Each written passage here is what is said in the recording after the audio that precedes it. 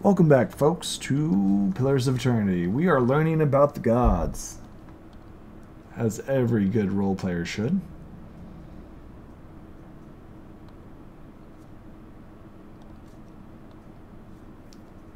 Alright, so Brenneth oversees life and death and rebirth.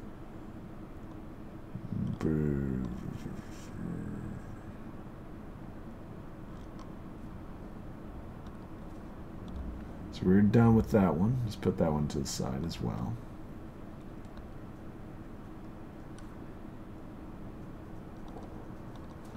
You see this one? This one is what? Oh. Prejudice.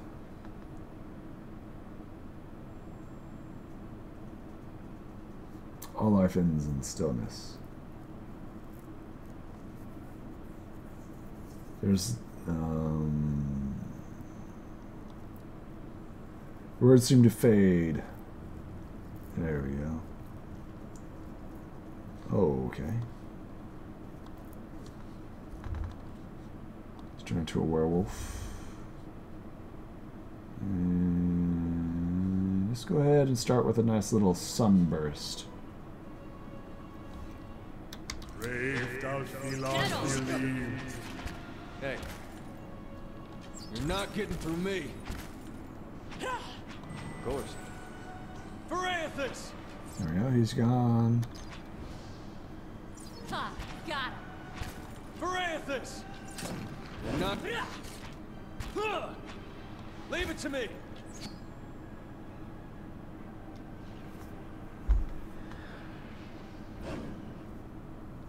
Okay.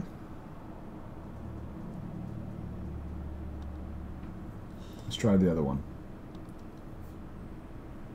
Alright. You kneel to pray to breath. Even while your eyes are closed, you can see the road that seems to stretch on forever. The star wheels overhead and the clockworks rotate in constellations, disappearing in the horizons. To your left, only to rise on your right. You try to make out the details on the other side of the road, but your eyes can't seem to focus. Were you to step on the shifting landscape, you're certain that you would only end up back on the road. You know that this vision, by the pack of dirty, packed dirt, feels firm beneath your feet, and the night's air cool on your face. You are walking. Your feet seems to carry you forward on its own accord. Something looms ahead of you. As you get closer, you see two stone figures that look strangely similar. Two faces of Chrono. That is what we call Barath. She shudders slightly. Her feathers ruffle as she peers into the figures with apprehension. You remember the door to Greth and the two figures carved in the mountain next to it. One figure vaguely male and the other vaguely female. Only the thin layer of flesh covers their skeletal bodies, which twist to face the doorway between them. The doorway, however, is not what you saw in the ruins. Its skull gaping eyeless, its mouth open, seemed to grow. Its arms and two stone sculptures sweeping towards the mouth, inviting you in. Enter the skull's mouth. The road continues, and you see them all, and the other shifting landscape surrounding you. A dwarf man stares near it, unmoving. You turn to look around before you, only to see that the skull gate you just passed facing you. An elf woman awaits on the road like a dwarf. She stands still. Approach the dwarf. Continue down the road towards him. He looks up as you approach. You can't tell if he's looking at you or through you. His face is smooth but flaccid, and his flesh are detached from the muscles underneath. As you look on, his face begins to change. Wrinkles crack in the corner of his eyes. This mouth stinks, carving deep lines with his nose and corner of his mouth. His scowl snagged, and his loose flesh hangs like dough. He raises his cup hand. While covered in blood, he lifts them up to his face and smears himself with a newly seized forehead to the wattle of his neck, and he massages the dark, liquidy fluid on his skin, and wrinkly flesh disappears, and hanging folds recede, and his flesh tightens as if re-breeding to his teeth, face, something. He lifts his head. This time you know what he's looking at you. His renewed face looks like a mask, artificially smooth. Behind it is his black, two hungry eyes, yawning like empty mouths of skulls. Come, make your sacrifice to Grenth. His body blocks the path. He extends his bloody hand towards you. Take his hand.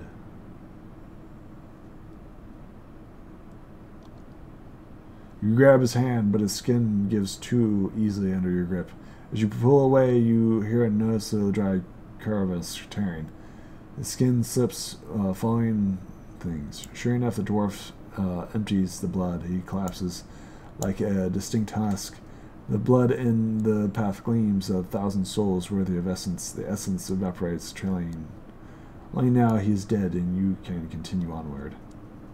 The blood pulls around your feet, and you look up to see an elven woman waiting further down the road. You start towards her, something unnatural about the way she stands. She's too still. As you get closer, you see her legs taper with a slender trunk in her face, and the place of her feet, gnarled and twisted roots. She lifts her face in the visible sun, her long golden hair and color of autumn leaves, and you look more closely, you realize her head is actually covered in tentacles and vines shrouding brilliant yellow leaves, each glimmering with the essence of an entire soul. She gives you a baffling, beatific smile. As you look on, the leaves slowly fall from her hand and settle on her up at her root. They melt in their path beneath her, and minimally new leaves sprout from her. She reaches toward you, still smiling, as roots spring from her fingertips. She outstretched hands bar the path. Come, gaff your soul to the golden glove. Take her hand. Her roots intertwine around your fingers, and as they should, they glow rigid and cold, and her outstretched arms petrify, and as a rough stone bark overtake her flesh, she is only look on in horror. You break away from her brittle grasp. Her feet are rooted in place, but she twists and withers as she's trying to flee her own dying limb. The petrification reaches her shoulder and spreads down her body, freezing it in a painful arc. It creeps up her neck, and she still throws her face skyward in a drowning simmer. The grayish covers her face, freezing her gasp and stone. Now that she is still lifeless, you can move past her. Only the golden leaves on her head remain untouched, and as you watch, they fall one by one into the path before you.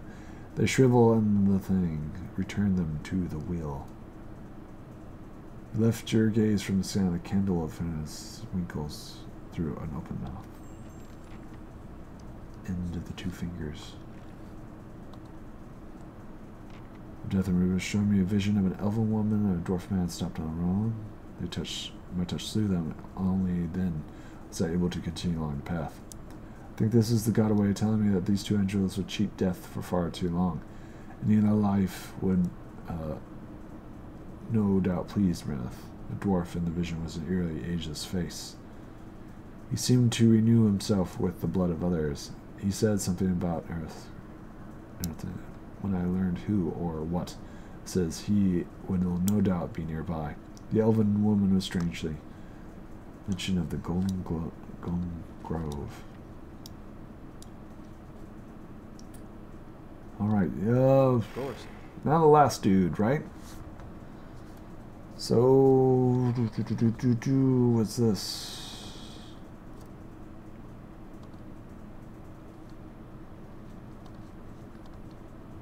Send the wizard on that one. We're good there. Good there. Hey.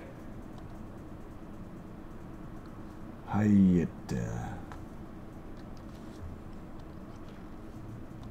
She Hayata.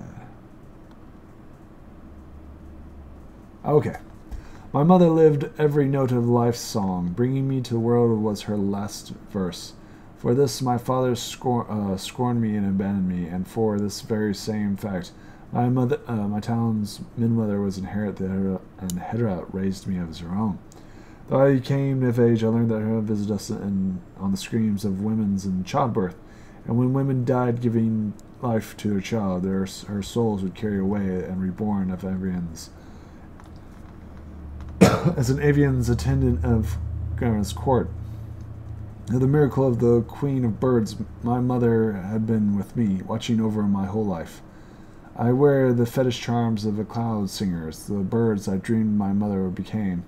My feathery trinket took gaudy and unbecoming, but it was a signifier to women in need that I am a trained midwife, blessed by Harley, living every note of life's song. The Queen of Birds will us to shepherd new life into the world, and not as the other gods are so often desired to end it. A follower of Magath once mocked my faith, saying I worshipped painted brushes and birds, peddling things beneath the gods. I do not resent the other gods and their brutish necessities that they must oversee, but it is not language, love, or arts, and creativity that must separate us from simple beasts. It allows us to rise above our savage feudal selves. I'm often amused that, upon seeing our holy aviaries, visitors frequently speak, "This is nice, but where are the real temple of Hermes?" Perhaps they think hollow grounds require oppressive stoneworks and ceilings from high in the sky. They do not realize the bird queen stands not on ceremony. She makes herself manifested in the music of birds and in beauty of the omniscient open sky. Hera prefers the worship of two children singing over 1,000 petitions, silently praying for victory. The Sky Mother asks too little of us, and yet too much. We are in charge of we are charged to live every note of our life song. It surprises me how many fail to embrace this divine calling. All right. Pray to her. Living every note is on life's song. Words seem to ring, and voice renders the melancholy of unseen. Shut your eyes, pray. Look around to find yourself standing in an open-air temple built by a mountain summit. It is filled with elves, orans, and assortment of other kith, ringing the entire scene of frigid trees and their variant branches that lived the lives of all different colors, shapes, and sizes. Am I supposed to feel at home here? Really? Everyone is singularly absorbed in a particular pursuit. An oran sitting in canvas, a paintbrush in hand, and jar of green, blue, and yellow pigments at his feet. An elf with a amulet standing on the side there while are locked in conversation, their expressions dancing with delight. Still others scribble stanzas of poetry or crude sketches on shelves of paper, losing themselves in the dedicated minuets of lines and syllables. You feel a breeze again, and two elves basking in the sunlight of rose. Look at this place, all these people coming together and sharing their creations, and what on earth is that painting supposed to be? Large groups gathered in the middle of the temple. They sing a lush, chaotic harmony of composition of several complementary melodies. Others drift towards the singers in ones and twos, as if buffeted by a gust of wind or a phrase of a song. A ripple passes through the trees. You think that's the wind, but a chirping changes to the screeches. Hundreds of birds take to the sky, all heading in one direction, away. Something must be coming. The devotees glance at the trees, just barely distracted by their activities, but the wind picks up, scattering their pages of poetry, art, and ripping the songs of their lips. They look skyward, and you follow their gaze. A dark shape blots out the sun. You can't tell what it is. It unfolds, expanding, and it seems to fill the sky. The winds roar over the summit. Seldom a good sign. Before you can flee, a shadow falls upon the temple.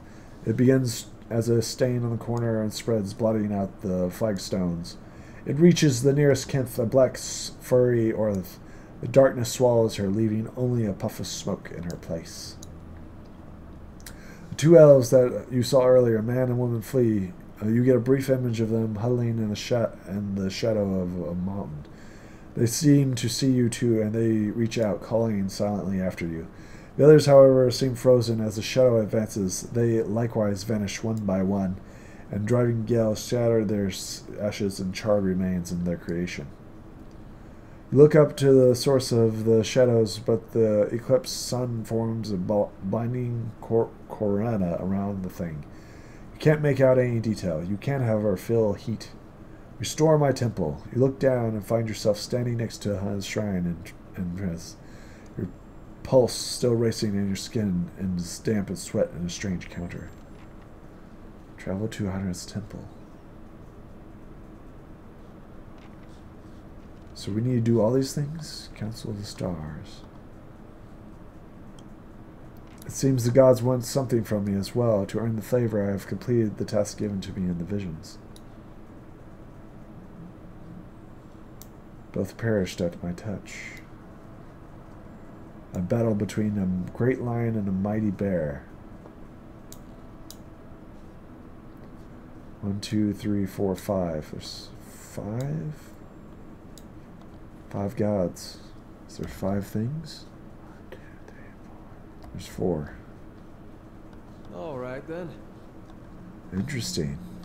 Well, that was a lot of development.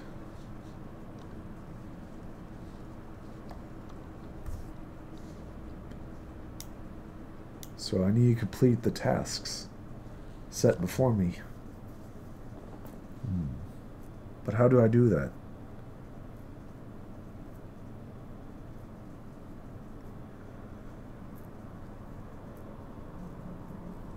I suppose the other gods aren't as important. Or they just didn't pay attention to us. What do you wish to know? Until we meet again. Okay, well, what do I do now? The Blood Sands, Halls of Warriors. Sure, just go to the Golden.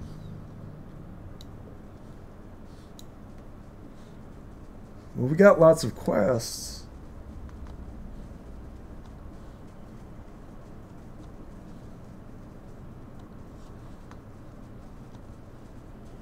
Those are the druids.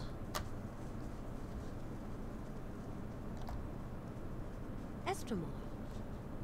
Let's see your stock. Nothing of interest there.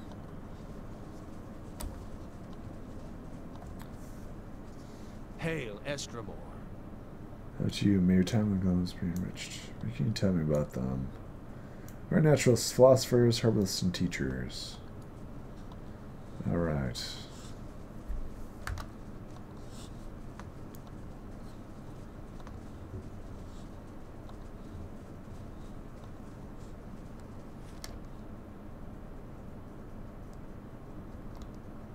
So we can go everywhere now?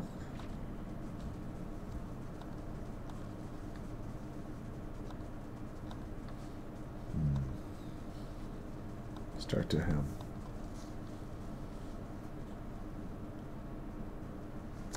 Definitely interesting. Welcome to the Golden Builder's Room. wisdom to you. Do you seek the wisdom of a herbalist? Who leads your order? I'd like to know more about Everon, the mighty elm among us. She lives for generations. There are none who could understand the world as well as she does, and we are fortunate to have her wisdom to answer our questions. Well, you must meet her for yourself. She is wise and kind, she is. That's why so many cherish about her. Tell me about the Golden Grove. Do you believe? We believe that knowledge is founded in earned exploration in the natural world.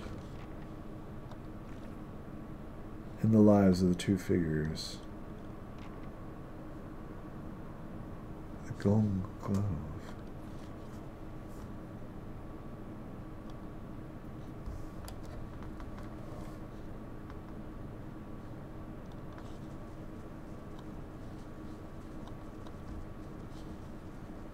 So this is the Golden Grove. Builder's wisdom to you.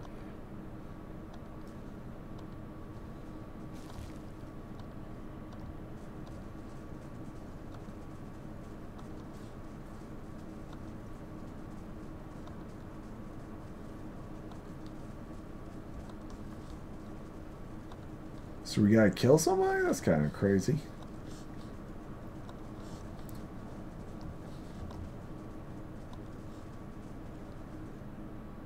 Goodbye.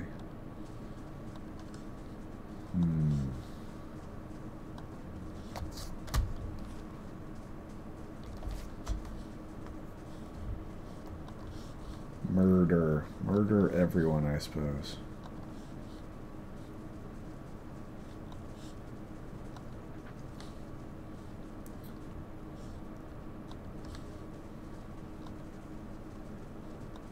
Child.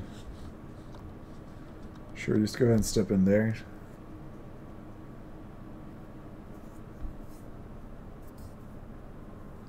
So, maybe they're using some form of blood magic or something in order to keep themselves young and alive. I suppose that's possible.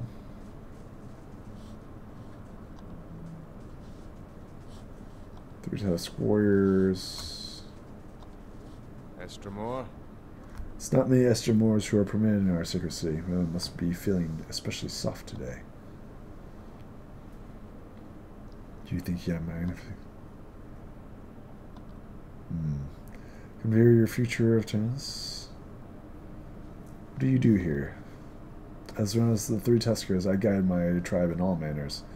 I am the Twin Elms to confer that some of our Anamathans about the Orphans, your Hollowborn. We only have such births here on occasion, but it has made us more vigilant about our neighbors. There have been some of us who believe your illness to be a punishment from the defilers of the bitter site. Others say that it is a plague carried by the Estremors. All answers to fit their hatred.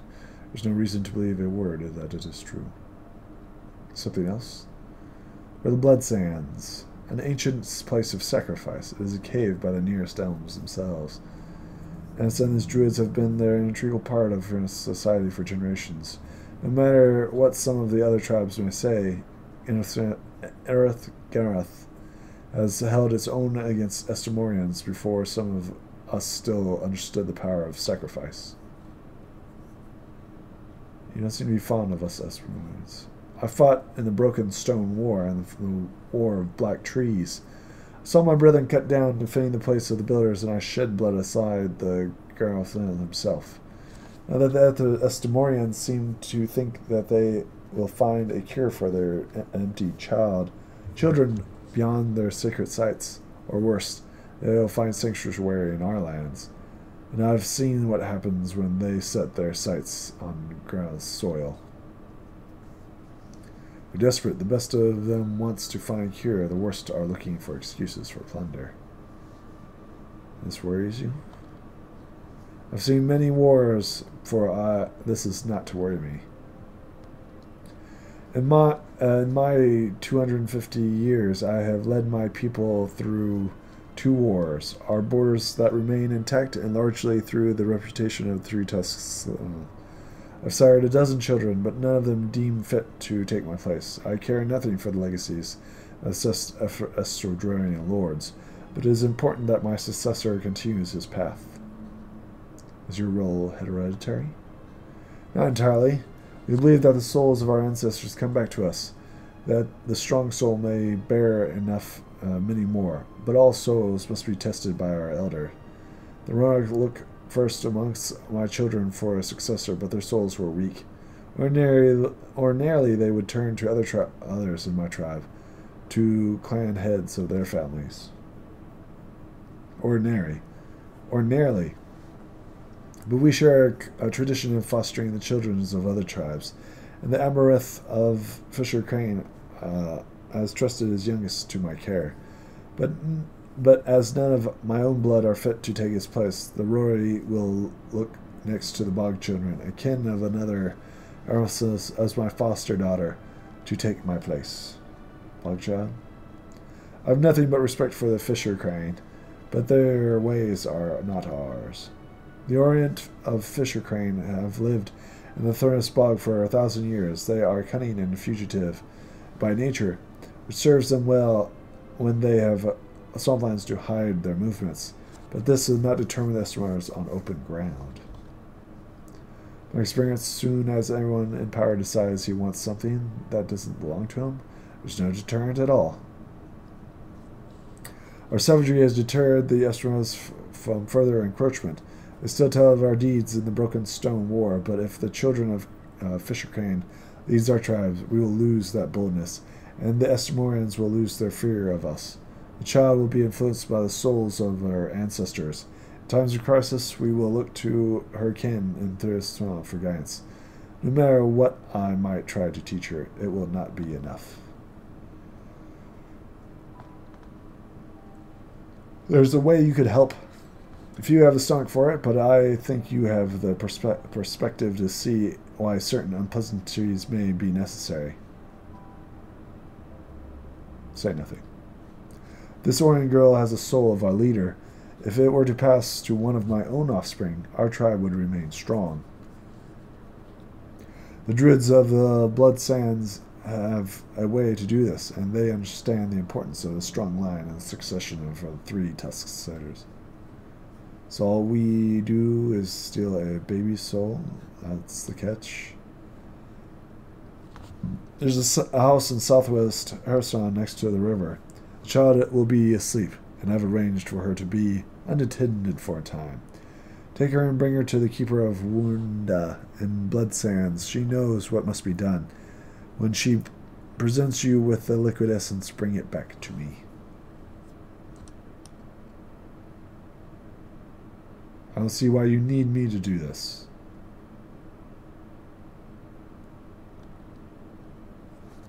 Because I cannot do it without attracting undue attention. I don't relish passing my own burdens to another, but this will incite war between our crimes if I am caught. There's the key added to your stash. You're a child, go on.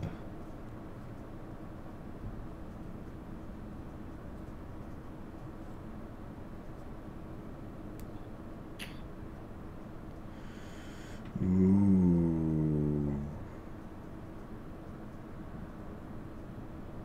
Tell me about this potion that you need.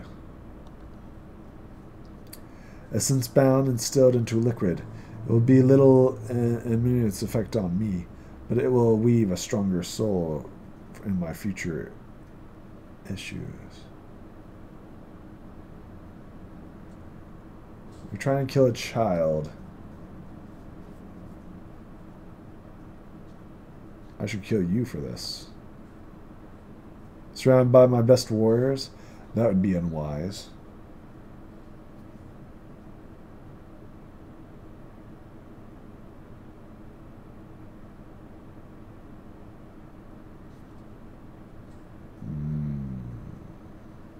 Can we take them?